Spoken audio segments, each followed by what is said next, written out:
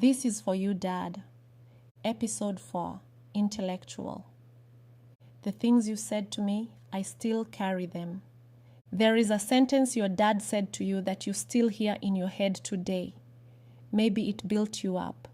Maybe it broke you down. Either way, it stayed.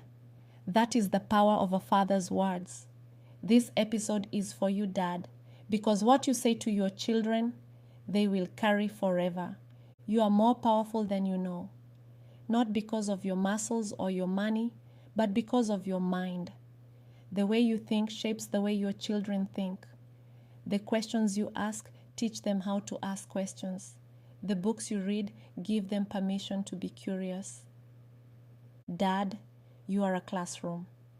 Every car ride, every evening walk, every slow Saturday morning.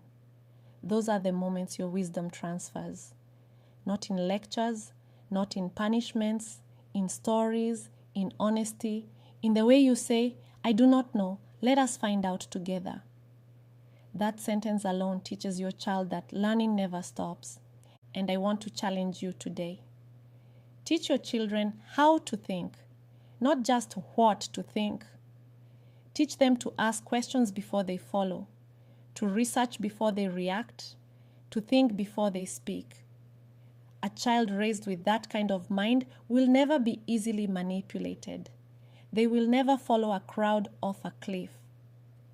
Because their father gave them something school cannot, a thinking, questioning, independent mind. You are not just wise, you are a 7D father, and your intellectual dimension is the gift that keeps giving.